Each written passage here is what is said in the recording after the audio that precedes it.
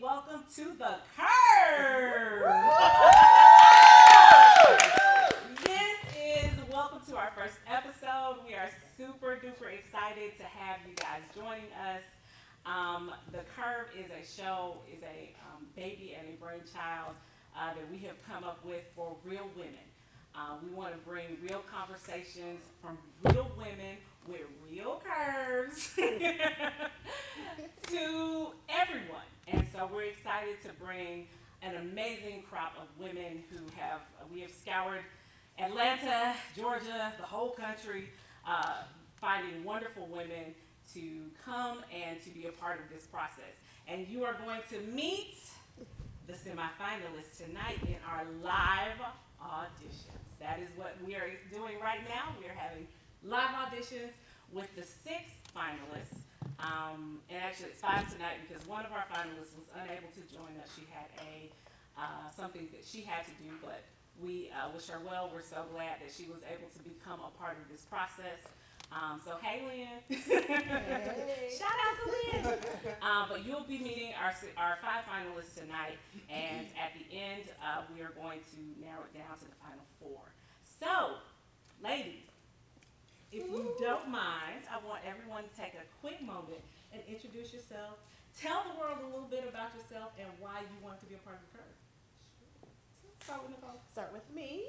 Hey y'all, I am the reigning Miss Georgia Plus America, Nicole Selena Wilson, and I am really excited to be a part of the Curve because I am a curvy lady, right? I represent with confidence, and I have learned to own my truth. Wasn't always comfortable in the skin that I am, but I'm here now, and I accept who I am, and I celebrate me. Come on now. So. All right, awesome. Come on, Miss Tony. I'm Stony Love, and I am grateful to be a part of something so magnificent where I get to be a voice right here on the Curve, if chosen tonight, to talk about those wonderful issues that some of us women dare not to speak about. And so hopefully I'll be able to use this platform to enhance someone within the inside and to uplift them. So I'm excited about this. I think this is a wonderful opportunity, and even if I do not make it tonight, just being right here, right now, is the most beautiful thing there is. And I hope that this moment, helps someone who's watching. Hello everyone, my name is Melissa Waller. I am originally from Flint, Michigan, and I am so excited about being on the Curve. From my perspective, I was born curvy. Like, I came out with thick thighs, and definitely saved a couple thighs. I grew up in, like I said, a curvy family. I was the smallest person in my family at one point in time, being a size 12, but now being a size 18, I'm still excited about being curvy. Definitely curves, rolls, bumps, lumps, I got it all. And so I'm just excited. I'm excited about just walking in my purpose and, all the people that I have met on this curvy journey. And so I look forward to, speaking on my journey and impacting other lives and just having the opportunity to sit with these wonderful women.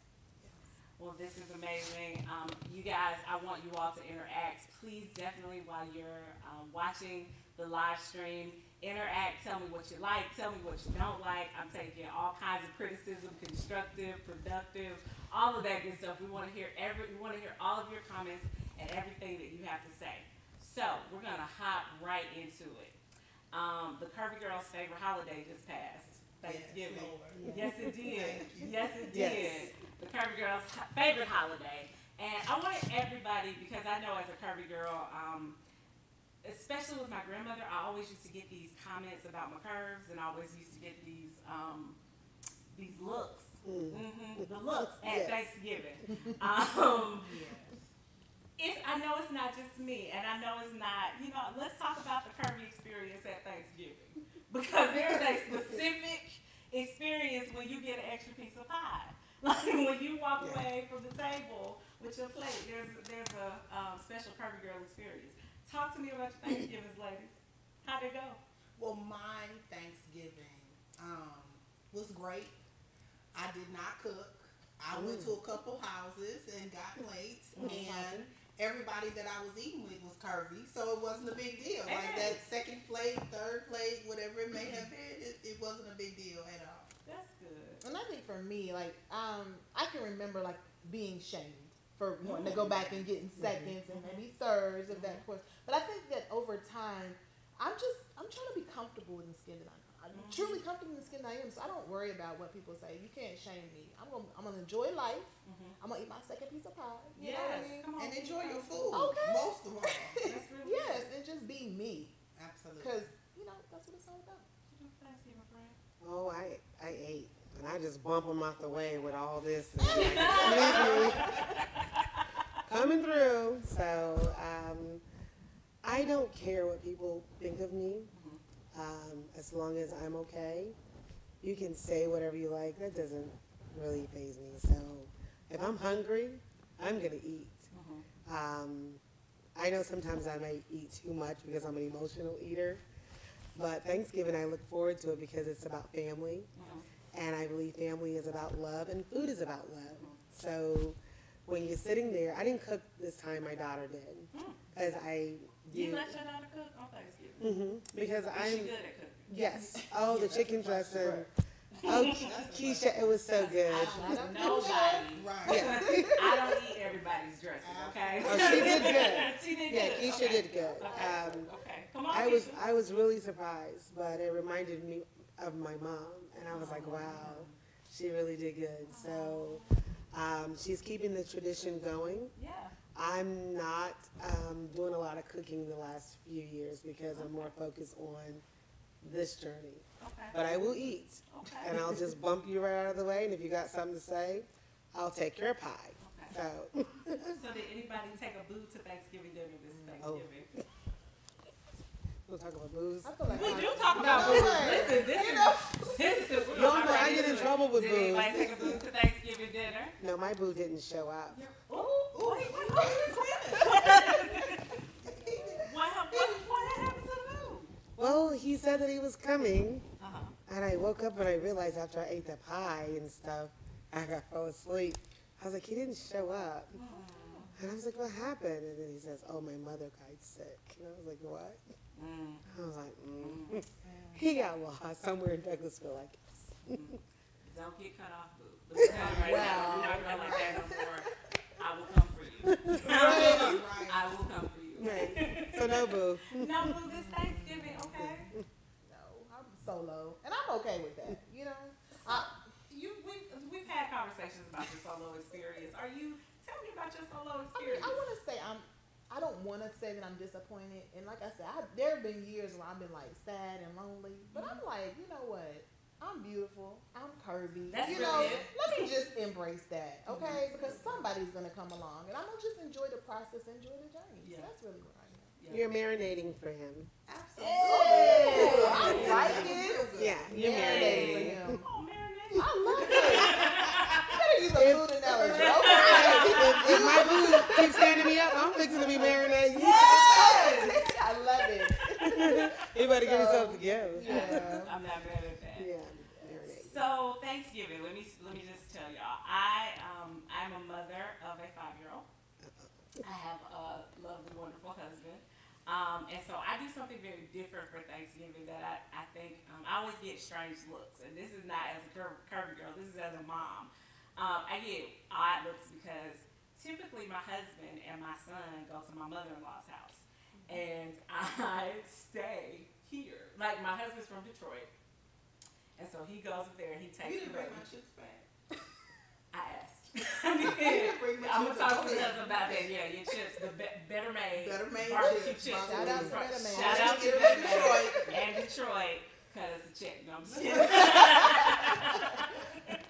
But so my husband always takes my son to Detroit for Thanksgiving, and I normally have to work, so I stay here, and then I take those like 3 or 4 days where I can't get a plane, I can't get a ticket or hop on a plane, and I spend those times. I have that time to myself, like Self-care. a little Yeah. self-care time. Yeah, It's the only absolutely. time that I really get throughout the year, other than my solo trip, because I take a solo trip every year.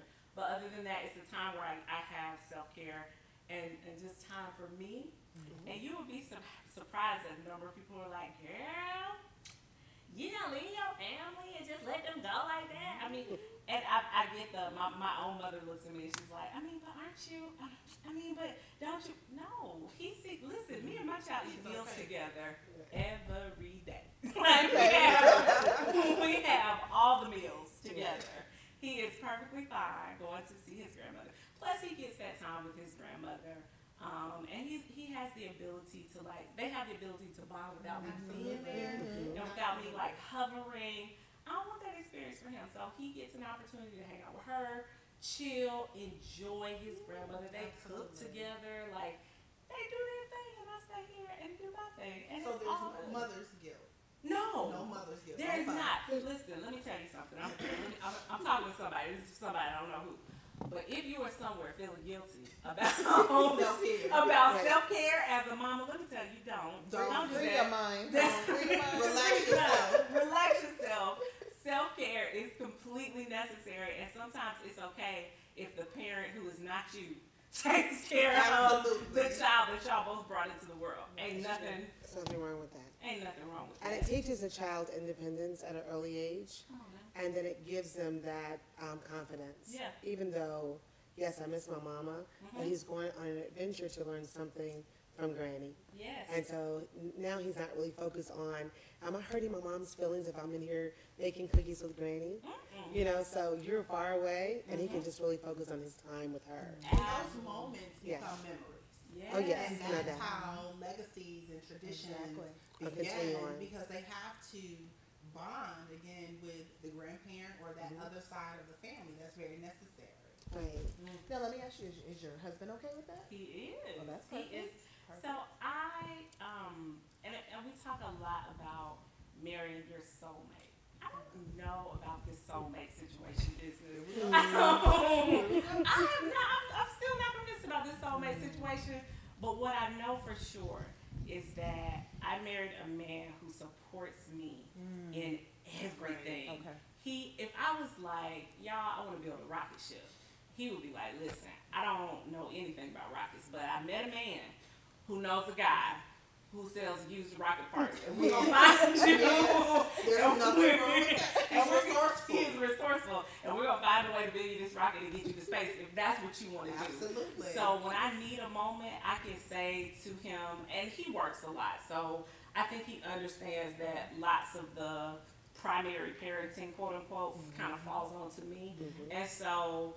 He's an amazing dad, but he you know when you work a lot, you just, it is what it is. And I think he kind of gets that, it's, I need a minute sometimes because he's 5, Sony. He's 5. I am a grandmother, Yeah. and I take care of my 5-year-old granddaughter. All the time. Yes, she lives with me. It Oh, gets bless feel your heart. good. Right. Bless your heart, because that's Yes. a lot of energy. Everybody Yes. sitting on here. Yes. So, yeah. And your skin is still good, girl. I have 4 children, and 6 grandchildren. Wow. So, but she's the one that's with me. Okay. So, because my daughter is working through some things, so while she's working through her things and I'm going on my journey, I decided to take the kid with me. So it's like all over again, and sometimes it gets kind of hard because sometimes you want to be, I guess, selfish because you're like, wait a minute, this is my time. I did it already, and it's like, nah, I can't do that. But you're looking at a product of a person who was co-parented by their grandmother. So I had 2 very supportive grandparents. And while my parents were trying to figure it out, my parents got divorced when I was 4. So in them trying to figure out through those developmental years, that's where all of the wisdom, like I learned how to cook, and really that's when she taught me how to read and really spending time, because as parents you have those bumps in the road. So that's a spectacular position to take in desiring to be that co-parent and let that breath come with your daughter on her journey, because we all need it. Yeah. Yeah, well, sometimes it's, I just have to take a deep breath. And remember your own self-care, right? Absolutely. Yeah, because when I was young, when I had my children, I was 18 when I had my daughter, the one in which I'm taking care of her kid. And my daughter, Keisha, I moved in with my daughter, Keisha, so that I can pursue this dream here. And so me, her, and the kids, she has no kids, so we take care of both the kids. And so if you're listening, Keisha, I commend you for everything that you do. Sweet. Keisha that cook. Yes, she's Okay. the chicken dresser. Keisha. Yes, girl. And she's in college. She's Georgia State, studying to be a nurse. Awesome. So she's on her journey, but we're taking the kids with us on our journey. That's amazing. So, it's just about love and family, but I know what you're saying about the 5-year-old, because as soon as I walk in the house, she goes, hey, she calls me Ma. Hey, Ma, how was your day? And you look beautiful today. So I don't have anyone there to greet me but her. So, and well, Keisha's back there doing her homework, but and so, Keisha used to greet me 20-some years ago, but it's all welcoming to see her, my granddaughter. Greet me at the door and give me a hug and a kiss and tell me about her day. We all need that. But then I'm running off again to go do something else, like I gotta catch the curve and I gotta come back from somewhere else and I gotta go this way. How are you balancing the dream and the raising of the great child? 'Cause that's quite an interesting dynamic. It is. It's a huge dynamic, because sometimes I don't know if what I'm doing again. It's like it seems like I'm frozen in time. It feels like, even though I'm almost 50, it feels like I'm 20. Because it's like God has given me that opportunity to do this all over again, because I got it wrong the first time. And I have to get it right this time. And so I'm just like, come on, kid. I don't know what we're going to do, or, what we're going to, I don't know How what we to gonna do this thing. Yeah, but we're going to do this. And I've had so many bumps in the road, even the car break down in the road. And I mean, hypothetically speaking. But you would never know those things unless I told you those things. Yeah. So I trip up sometimes, but I keep going. So I was like, oops, I almost fell in the pothole. Oops, my tire went flat. Oops, but I just keep pushing through, because that's all I know to do, is that tomorrow is going to be better than yesterday. Yeah. Absolutely. So I just keep pushing with the kid, because one day she's going to grow up, and maybe she'll do media. I don't know. That's the balance in it all. That's Yeah. the balance, and a lot of times I think that people, and especially as women, we get so in tune and focused on work-life balance, but really it's life-work balance. Right. Because that's your life, that's your journey, and wherever it's about being in the moment. We get fearful and focused on anxiety and things of that nature, where we're thinking too much about the future or our past. This was your purpose and your plan. It's right where you're supposed to be. It didn't happen. You didn't make a wrong decision. That decision that you made led you to this stop and where you are. Yeah. Yeah. So had it not been for that experience, where would you be sitting right now? That's really it. I tend to, but I definitely feel her, because I feel like I've made my own wrong turns and my own missteps. But I've definitely learned that God's perfect timing is everywhere in my life. Like, it's all over, and it feels like, how I don't know if anybody else has ever said this, but it's almost like, oh my God, I gotta catch up. Like, I'm looking at my friends and, oh my God, I gotta catch up. They're off making, zillions and zillions of dollars doing jobs I hate, but still making zillions of dollars. And I'm like, oh my God, I gotta catch up. But if I was running as fast as they were, doing what they were doing, I wouldn't be here. That's true. I wouldn't be here doing what I'm supposed to be doing. Right. And enjoying the walking kid. first. And enjoying the kid. Yes. And sometimes trying very hard to keep up with him. Like, Right. because I feel, although I'm his mom, I'm not his grandma, but I'm a little older as far as your girl's 38 around here. Oh, With a 5-year-old. So, your girl's 38 with a 5-year-old. My mother was about that age when she had me. She was like 32. Child. Children are for young people. Oh yeah, yeah, because they run really fast. But you make it look good. You make it look good. Yes, But you as do. a curvy girl, when you're chasing them up the steps, Come on you can now. barely catch your breath. Like, It's like, son, didn't I tell you to come back here? get back here. Go back here. Because mama's not fixing to run after you. Okay. Get here. So, yeah, you're right. Chasing after him on the steps is a lot. Woo, I felt that. Yes. One more thing I want to hit on before we leave, because I am a fan of pop culture. I want to send condolences to the family of Kim Porter.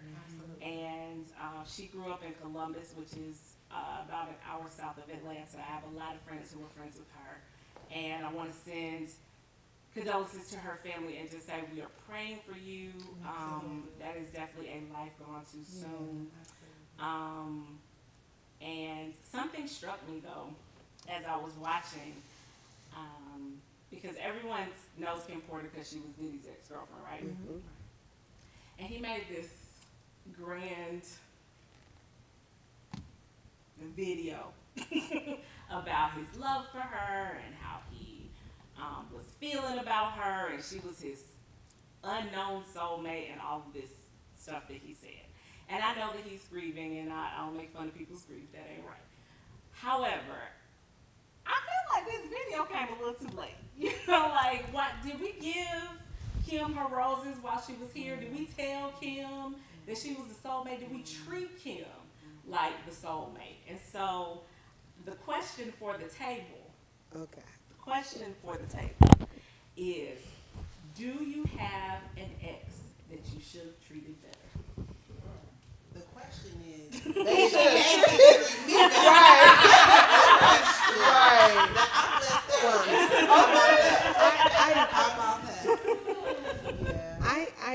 May I kind of deviate from that for just a second? Certainly. I was watching the videos as well on Facebook, and I didn't know that Kim was married to Al B. Shore. Yes. And as I saw his speech about her, my heart fluttered. Did a thing. Yes. And tears became to my eyes. Yeah. And I knew that he had met his soulmate. And so I says, wait a minute, you know me, I go deep. Now, I didn't feel that on the other end. I'm not going to say any names. So, some things are orchestrated for business purposes. But early on in her career, before the latter, she met her soulmate, which was Al B. Shore. And I verified it through their date of birth. And for sure, that's why it was love. And whenever you look into the pictures, a picture's worth 1,000 words. And Kim Porter, God rest her soul, was a Sagittarius, and Al B. Shore is a Gemini. That's her opposite. So anytime you meet your opposite, it's a beautiful attraction. And if you look at their pictures, their heads were together, meaning their hearts were as well. So that was long, long after the fact. Even though that they're not together, they were still friends, and you could feel that through his voice. So what y'all don't know about Stoney, let me pause right here. What y'all don't know about Stoney is that she is a horoscope signs expert, and she has told me about rising suns and falling moons and skipping stars and all of this stuff that I don't know nothing about. But let me tell you, Stoney is teaching me, and she's going to get me together and tell me all about this, like, heartfelt connections that, Sounds like your husband is your soulmate. When I listen, soulmate. I know. When I hear you speak, I don't know or have not seen his picture, but I can feel him through you and what you say about him. So just, you can feel the love, and people don't know that. People who are not really spiritually grounded kind of miss that. I don't miss anything. I may not say everything, but I don't miss it. I don't miss anything. So yeah. Well, you know what? Just to kind of add briefly to that, I feel like, and I think you were kind of alluding to this, I want to leave people better than I found them. Absolutely. Even if it doesn't work That's out, I still want to be able to say, like Diddy said in his eulogy to Kim, some people are irreplaceable. Yeah. And even though you might have said that a day late, $1 short, right? Perhaps. I'm thinking that might have been. Yeah. It still was a ripple, effect on him that it'll never be replaced. That's you know what I mean? She blessed him.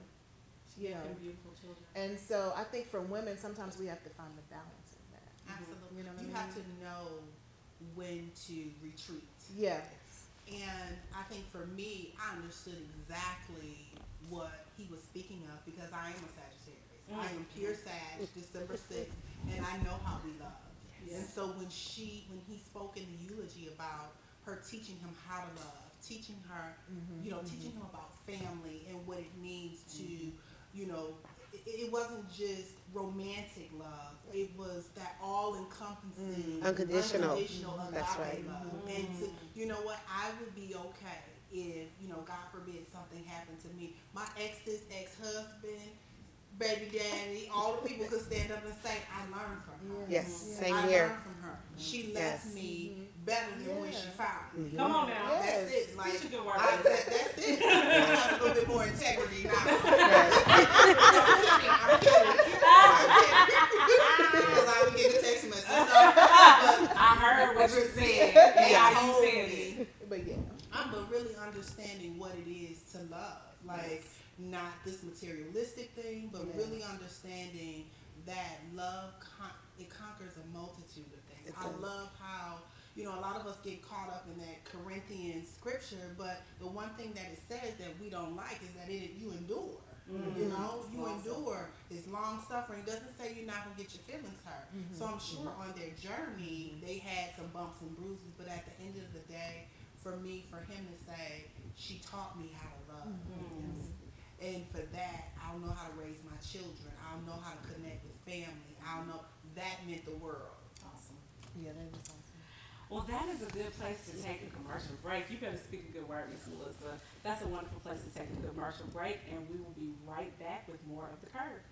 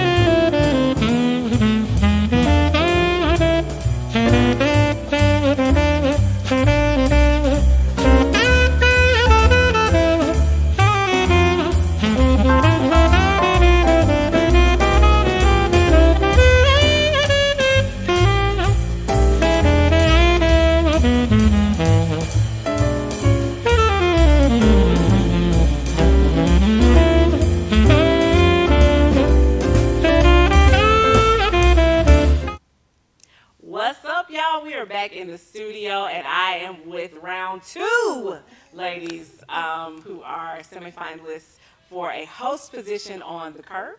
I would like to allow the ladies who have not had an opportunity to introduce themselves a moment to let you know who they are and why they wanted to be a part of this experience. I'll start to my right.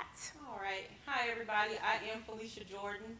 I'm really happy to have the opportunity to be a part of the Curve. I want to use this platform to be able to inspire and motivate other curvy women like me that may have experienced things in their lives similar to some of my situations, and I want to be able to be that push to inspire them to believe in their dreams and keep pushing forward. Fantastic. Hey, girl. Hi. I am Tony Campbell, and I've known Shannon for a long time. And when I saw the post for host of the Curve, I was so excited. I was like, that post just gave me life. I told my husband, I said, I am going to be on that show. I have to apply.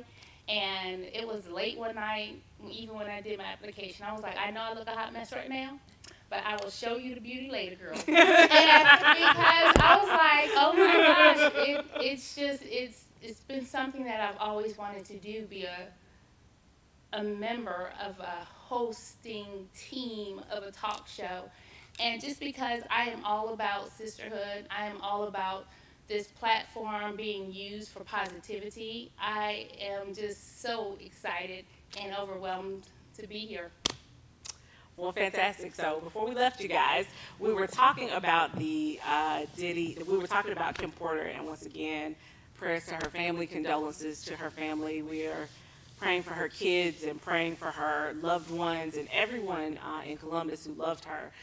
We were talking about, with the last crew, we were talking about my boy Diddy. Like, y'all know I love Diddy. I can talk about him because I love him so much. But just being perhaps a day late and a dollar short, as Nicole said, with your love, okay? Friends, Diddy, you're a little late with the love. And I wanted to keep that conversation going. So we were talking, Melissa, when she was up here, was talking about feeling that love and being able to feel how Kim had an impact on his life. And so the question for the table, which I will extend to the ladies, is, do you have an ex that you should have treated better? And Nicole had mentioned that you got some exes who you done left better. You took a coal and you dusted it off and chipped it away and made diamonds. But you won't be able to say I didn't leave you better. Come on now. That's what I'm not So, Miss Felicia. So, for me, I really can't say that I had an ex that I should have treated better. Because being the Sagittarius that I am. Come on, Sagittarius. Oh, yeah. Sagittarius December are in the 1st. building. I didn't know so When I- many of yeah, y'all. yeah. Jesus. I love, with my whole heart, and I go into it as deep as possible, so I can't really say that I have an ex, but I do have some that should have treated me better, but I'm not going to name y'all. I'll name names. Tony is like Daquan, Sharon. I did date Sharon. Oh my God, I did date Sharon. That's hilarious. But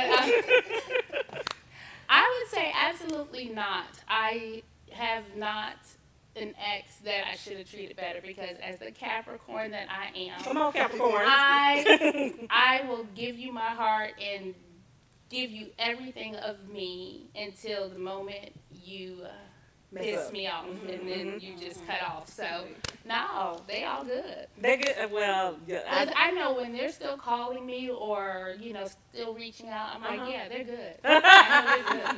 I appreciate y'all's level of perfection, but your girls got some people I should say I'm sorry to. I've been Diddy, like I've been wrapped up in myself that I was not as nice or as kind as I could have been. And I definitely have people that I could have said, that I could have it still would have ended. Like, it still would have been over because, like, it was time. Like, you had to go. But I could have done it differently. Like, I could have switched those. Some of those words could have landed. Yeah, I could have finessed that. Some of those words could have landed a little differently. I don't even believe that about Miss Sunshine. Because if you see this face, it's always got a smile on it. So I can't even imagine that she was mean to someone. That's true. And mean isn't the word, but maybe indifferent. So there have been times in my life, definitely in my 20s, where there were people who did not get the most polite best side of me. You know, I'm old enough and introspective enough at this point in my life to say I've been Diddy. Like I've treated some people unkind and thankfully I've been able to go back to some of those people and say, yo, my bad. Like, you know your girl didn't mean. I meant well. Like I didn't. But I definitely have been him.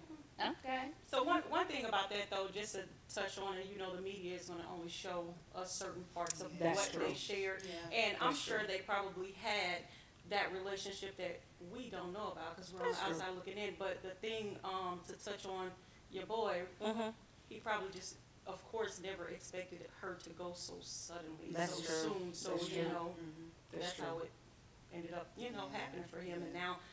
I should have told her all these things when she was here, and I didn't get a chance. But now it's too late. Yeah, exactly. Yeah, because I actually have a quote from Diddy, and it said, "We were more than best friends. We were more than soulmates. We were some other." And I put sugar, honey, iced tea, but y'all know what that is. That's the word he used. So I mean, what I know of their relationship, they vacation together. They did holidays together. They did birthdays together. And I've done that with exes because I have my son's father. We did that trying to, growing up, even though we were not together, we decided for our child we're going to try and do the best for him as a split unit, but as a unit, nonetheless. Yes. Yeah. So I think it's easier. And it's not that I don't believe he loved her. It's because I do. I believe that he loved her, but I just don't think he told her. While she was here, Yeah, like I feel like she was. That happens often with men, though. Period. Yeah. Yeah, not to men bash, but I'm just saying, It's not a bash when it's true. It is not a bash when it's true. Like when it's true. Unfortunately, like I feel like men just a lot of times are a day late and a dollar short, and are not necessarily appreciating all the wonderfulness that you are until you have until it's gone. Yeah, and then they want to call you back. Like no, you've had your chance. It's done. It's over. Sorry. And that's an interesting point as well, though, because I feel like me and a lot of my girlfriends talk about this. I feel like as curvy women, people don't think we have that experience is where the exes are calling and they're dropping into your DMs. Hand me my phone. I don't think people understand that the exes are in the DMs. That's what society portrays. Yeah. And I feel like we have a responsibility. And I just set the record straight for all the women in the curvy community. Exactly. Whatever they're telling you is false. The exes are in the DMs.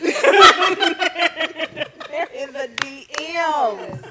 They're coming back, and I just this myth of curvy women being alone and not desired, not wanted. These are lies. Like these are absolute lies. And I was about to say, my husband said I can't lose too much weight, so I don't need. Yes! I like that. He likes the voluptuousness of boo. No! That's all I'm saying. hey. I appreciate though, like Nicole, I appreciate your experience where you are a satisfied single. Like you are a person who is happy, not necessarily trying to be alone. Right, like That face made the whole. listening to Nicole talk, like a boo is wanted and desired, but not necessary. Like Oh yeah. I've heard, like listening to your Nicole has a book coming out, by the way, and listening to her talk about, yeah, girl, she doing it over there. But listening to her talk about her experience and her journey, you can tell, like you can hear in her testimony, for lack of a better term, that yeah, I mean, if one come along, great, but if not, or if you know she's good anyway. So I appreciate that about your experience. I really do. I feel like I had to really shift my priorities to constantly wanting, desiring to be in a relationship to, and don't get me wrong, I'm still in evolution. I'm still a work in progress, but just pursuing purpose. Yeah. Understanding my identity, understanding my worth and my value. Those have to be at the forefront, and I have to value those things about myself first before anybody else comes along and values those things. Yeah. And I think that is an important part of any woman's journey. Absolutely. That it's not just about it's not just about that man. And I feel like we get this in our 20s, right? Like they tell you, or maybe it was just me, maybe I should speak for myself, but the older generation of women tells you that what you should desire is to get married and have children, and that be your life, right? And that be your experience. That's what society teaches. And that's what's going to make you happy. But in all truth and honesty, you are a whole person who might be happy doing a whole bunch of other things. And marriage and children may not fit into... Cooking every day. Come on now. It's true. I'm out here trying to work and get checks too. Come on, checks! Yes, checks! Because truthfully, marriage is not for everyone. No. And sometimes it's a shame that, you know, you don't find that out until you're in it. Because, you know, people tell you marriage is great, which it is. I love my husband. I love my marriage. But there are times that, you know, I'm like, you know what? I wonder, should I be married? You know, and it's not that I want to get divorced. I don't want to get divorced, baby. I don't. We're not. Ain't nobody trying to get no We're not divorces trying to get all divorced. around here, But- okay? And the exes, hold on, and the exes in the DMs, okay? Let me tell you right now, this is not your moment. This is not your moment. But you don't 'Cause they know vultures. the marriage experience until you're deep in it. You know, Yeah, it's not yeah. like, you know, oh, you know what? I'm going to try this cake recipe today, and if it don't work out, it's good. You know, when you're in marriage, especially if you take the vows under God and you honor those vows, you're like in the situation, and then you're like, you know what, this is difficult and hard, And it's you hard know, every day. it is. It's hard every day. It's work. And Every then, you know, if God has your journey moving in I'm talking about me. If God has your journey moving in situations where you're like, Lord, that's not really what I want, but what we don't know is that journey is bringing you right here on the curve. Yes. That you fight it in the beginning, because believe me, I was fighting God, and I know I was losing that whole battle, but I still tried to fight because I had to fight for me. But then, you know, I realized after I surrendered, thank you, Jesus, surrender is important. And that's not surrendering to my husband or my children or any of that. It's surrendering to God, that He brings you to the point where you're supposed to be. Yeah. And I'm so mad at you talking about you 38 with a 5-year-old running around, girl. I am. Because I'm about to be 45 with a 4 and a 5-year-old running around. So don't That even is the play thing with that me. happens. Don't play with me. That is the thing that That is happens. the thing that happens. Yeah, girl. Especially after we Listen. got a 26-year-old and That's a true. 25-year-old. Listen, I don't know. I tell my mama every time I see her, I don't know. Like, you had my brother, and then you came back for round 2. I'm not really sure. I'm not really sure what possessed you to have more children, because listen, your girl's done. Like, we are. I love my son. He's amazing. He is awesome. But I don't think I have the capacity to parent anybody else. I don't. Sometimes it's not your choice. It's not your choice all the time, Jesus. What if his temperament or the new child's temperament was different? Would you think about it? Yes, but there's a chance it won't be, and I'm just not willing to take that shot in the dark, girl. Like, I love, and here's the other thing. I have two amazing, they're not stepchildren, they're bonus children. I have two amazing bonus children that I got when we got married. And so I know that at the end of the day, my son's not going to be alone. Like, he's not in the world by himself. Now, they are definitely older, but they make all the efforts to talk to him and make sure that they're close and that they communicate. So I'm really grateful for that. And I don't, but no, girl, no. I wonder how parents like work and keep the lights on and have more than one of these children. They are all lot. It is. I got a 2-year-old and an 18-year-old. I don't know. Yeah. She double back. Yeah, you did double back. But yeah, people don't tell you about that that multiple children business because, like I said, I have a 26-year-old single only child for 18 years. Wow. Only child, and then I had 2. They're completely different than that one child I had for 18. Yeah, by himself for 18. By himself, you know, and I yeah. was like, okay, I'm not used to this. Yeah. You know, Yeah. they gang up on you. You know, they tell me I can't have any friends. My 5-year-old is a micromanager. I'm like, I don't even I understand. wonder where they get that from. Listen, I'm a great manager. I'm not a micromanager. I'm a great manager. That's right. Oh my gosh, yes. Well, speaking of managers, there is a wonderful young woman who I want to make sure that we talk about before we leave here. There is a young woman named Charity Holloway, and Charity has started a dance troupe for curvy women. She is an amazing woman. I found an article in the Daily Mail that was talking about how she is fighting the plus size stigma of women in dance. And she has started a dance troupe after someone told her, hey, you can't dance because you're too big. The same way that we are starting a talk show after people say that curvy women won't make good television. I love it. I love it. I love that. I love everything about her. So the question for the table is, what have you done in your life that somebody told you you couldn't? Okay, so, well, you know about the show, the plus size reality series that I've been talking about and dreaming about for a very, very long time. And I know a lot of people in the industry, and everybody that I've gone to in the industry, they constantly say the world is not ready for that. You can't tell me that. I don't believe that. I'm going to keep going, and I'm going to keep pushing, and I guarantee you in 2019, you guys will see extra curvy girls on TV. Yes. Here's the thing that I have, the issue that I have with people saying the world is not ready. The world is made up of 70% of women in the world are plus size.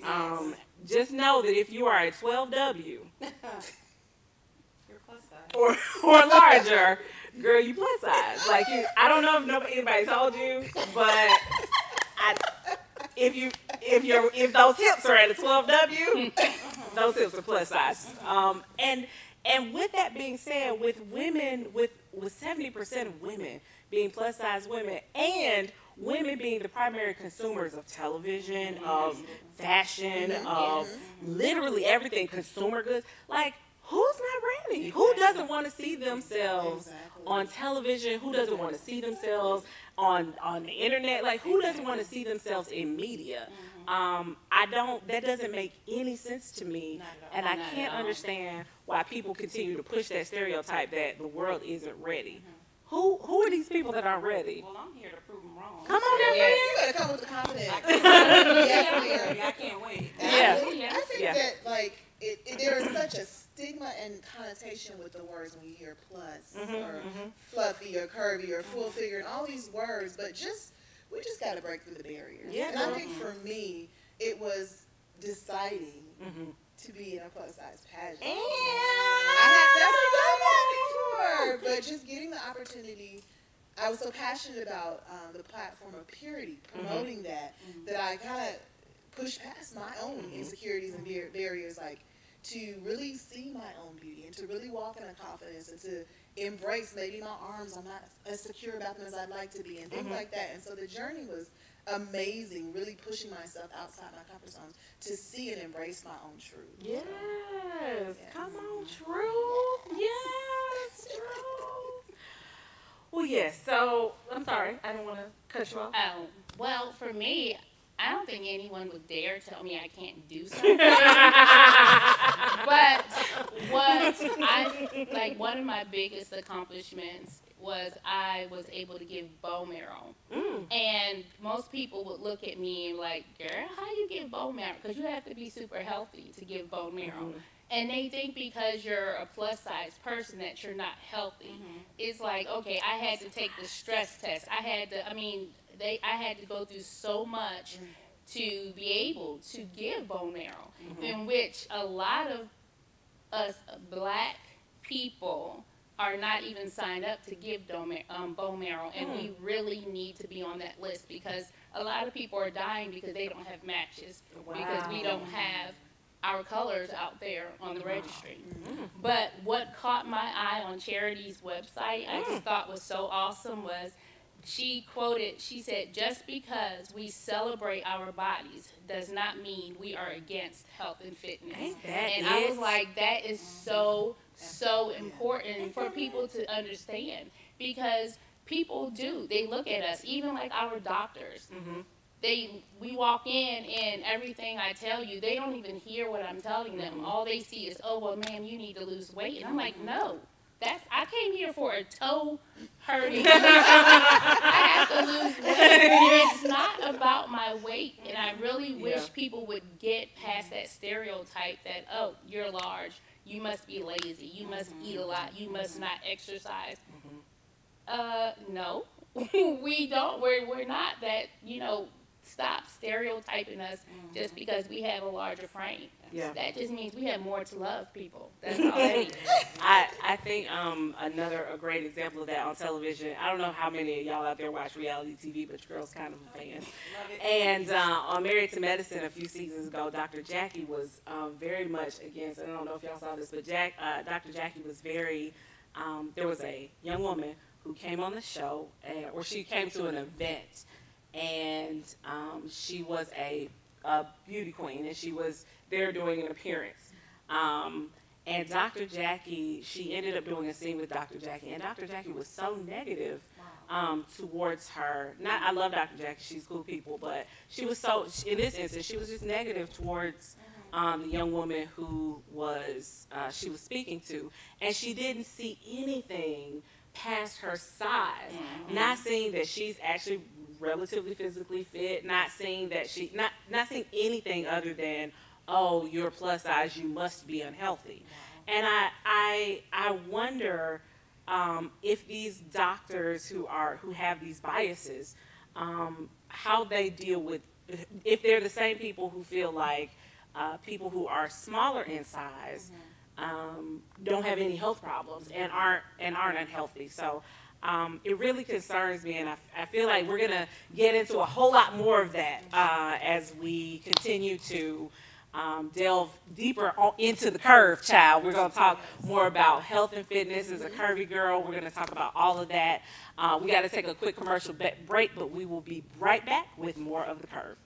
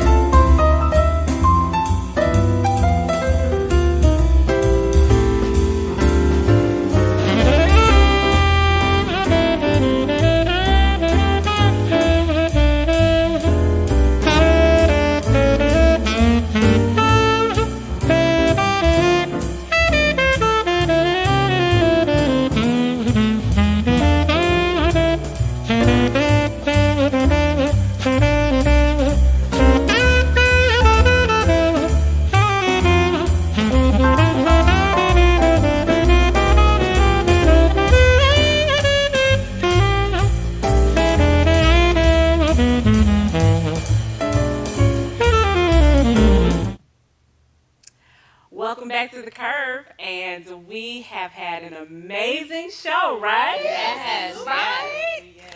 Guys, I am so excited. Again, please leave your comments. Please tell us what you loved about the show, what you didn't love about the show. Tell me who your faves are. I want to hear all of that information. Next week, you'll be seeing our Final Four live on our very first episode of our second episode of The Curve, but our first episode with the Final Four. I am so excited, ladies. I just want to say thank you so much for all of you being a part of this process. This has been amazing. It is a dream come true. Don't let anybody tell you that your dreams can't happen, y'all, because I am a living witness. I am living proof that whatever you want out of this life, you can have. All you got to do is keep pushing for it. I want everybody to be amazing, have an amazing week. Stay tuned because we're going to be coming at you live through the week on different Facebook pop-ups. Everyone's going to be telling a little bit more about their story, a little bit more about themselves. So I want you to make sure that you stay tuned. Also, make sure the Curve webpage and Facebook page is coming soon. So I want you to make sure that you click like so that you can catch every single episode of The Curve as we go down this road together and go down this journey together. And I guess that's it. I want to say thank you guys for watching. Thank you for joining us, and don't forget to live life in the Curve.